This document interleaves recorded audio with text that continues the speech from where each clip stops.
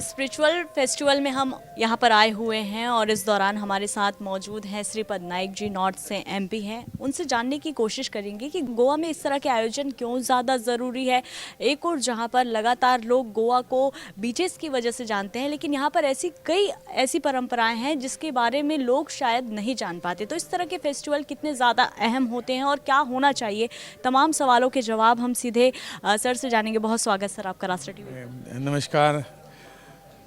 Sir देखिए, हम जब भी कभी भी बाहर से आते हैं, क्योंकि ये टूरिस्ट प्लेस है, लोग यहाँ पर बीच नाइट लाइफ की वजह से, लेकिन इस तरह के जब आयोजन होते हैं तो ये जो आयोजन है इसके बारे में भी लोगों को जानना चाहिए और ये समझना चाहिए कि गोवा सिर्फ बीच के लिए नहीं है। तो इसके लिए क्या कुछ प्रयास किया जाना चाहिए? ये तो प्रयास आज का जो स्पिरिचुअल फेस्टिवल है इसका एक पार्ट है। हमारे सदगुरु फाउंडेशन यानी पद्मनाभ संप्रदाय करके बड़ा संप्रदाय यहाँ है। पीढ़ियों से 3-4 पीढ़ियों से तो हम सुन रहे हैं कि ये जो संत लोग हैं उन्होंने गोवा के स्पिरिचुअलिटी के बारे में बहुत कुछ प्रयास किया। यहाँ ऐसे थे, ऐसा गोवा ऐसा था, कई लोग वो सामान्य वर्कर थे। गोवा की आर्थिक स्थिति इतनी कुछ अच्छी नहीं थी। कई माइनिंग में काम कर रहे थे, कई खेत में काम कर रहे थे, कोई फिशिंग में काम कर रहे थे और एक कष्ट उठाने के बाद घर में आके दारू पीना और ये सब था। तो इन संतों ने जो बहुत बड़ी कृपा समाज के ऊपर की, उनको समझाया दारू किस तरह से बुरी है और इसको अपना अपना संप्रदाय का मेंबर बना लिया। मैं कहूँ ना, जो ये सब करते हुए हम देखते थे, दारू पी के रास्ते पर गिरते थे कभी, ऐसे सभी समुदाय को संप्रदाय के मेंबर बनाया। और क्या चमत्कार हो गया कि ये लोग सही तत्वज्ञान बताने वाले लोग बन गए। इतनी जादू उन्होंने की।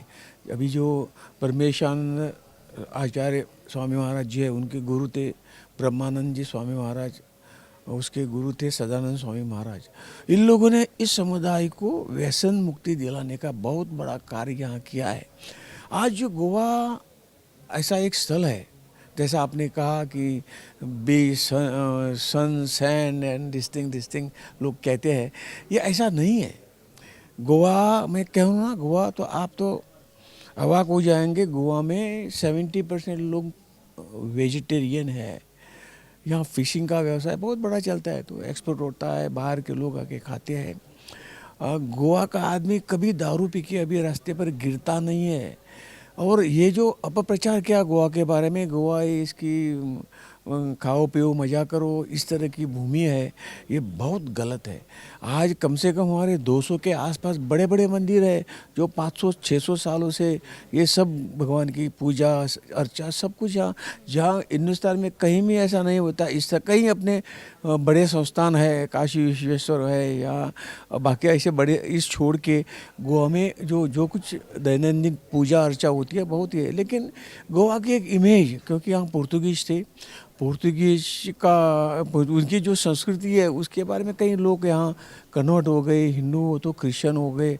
और कम से कम 30% क्रिश्चियन होने के नाते इनको लगता है ये सब कांग्रेस के सपोर्टर थे। मैं सीधा बोलता हूँ, कांग्रेस के सपोर्टर थे और उन्होंने गोवा इस तरह का डिपिक्ट किया देश के सामने, फॉरेनर के सामने। गोवा इस भोग भूमि है। तो हमारे संतों ने कहा ये भोग भूमि नहीं है, ये तो तपोभूमि है, योग भूमि है। और यहाँ खुद आके आप देखिए। और इसी के प्रयास से हमारे ब्रह्मेशानंद स्वामी महाराज जी है ना, तो हर साल ऐसे स्पिरिचुअल फेस्टिवल करते हैं। इतना ही नहीं, हर गुरुवार को उनका गैदरिंग होता है एक जगह। सभी उनके शिष्य लोग जो है उसका बड़ा 1000 में जमा होते हैं। पूजा अर्चा भजन सब कुछ एक साथ करते हैं, ताकि ये संस्कार जो पूर्वजों ने हमें दे दिए उस संस्कार को अगली पीढ़ी तक ले जाने का कार्य अच्छी तरह कर रहे हैं।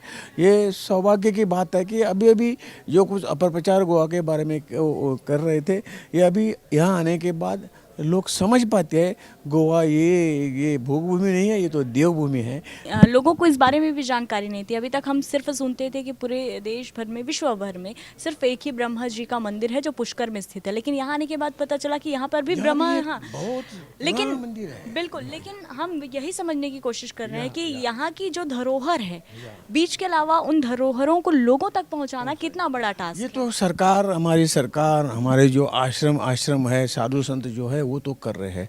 ये तो परशुराम की भूमि है, सब लोग जान, पुराण में उसका वर्णन है। परशुराम ने इस समुद्र को हटा के इस पूरा कोकण, गोवा सहित पूरा कोकण ये प्रस्थापित किया था। तो उनके आशीर्वाद इस भूमि पर है, वो कैसी वो भोग भूमि हो सकती है। और जैसा आपने कहा कि ब्रह्मदेव का मंदिर जो है ना, वो बहुत पुराना, सालों सैकड़ों सालों से वो स्थित है।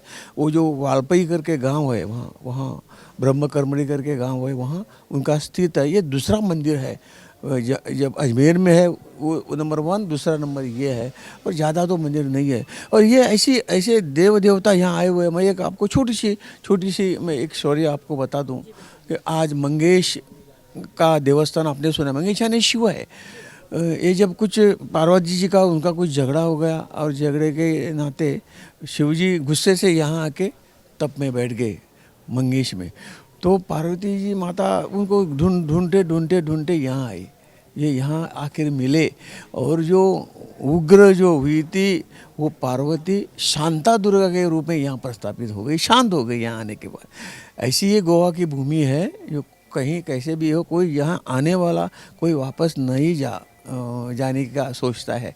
और मैं एक एग्जांपल और भी दे दूँगा कि यहाँ जहाँ जो कोई अपने सेंट्रल गवर्नमेंट के ऑफिसर आते हैं तो दूसरा घर यहाँ बना के ही जाते हैं, और यहाँ रिटायर के पास स्थायिक होते हैं।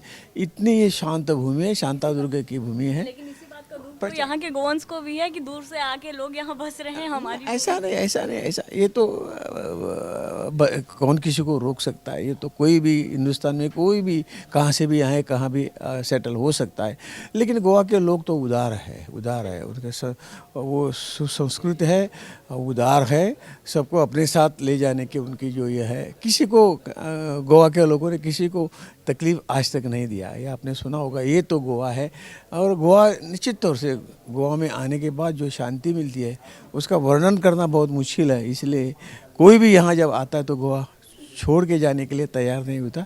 इनकी गोवा की, ये तो गोवा की महिमा है बस।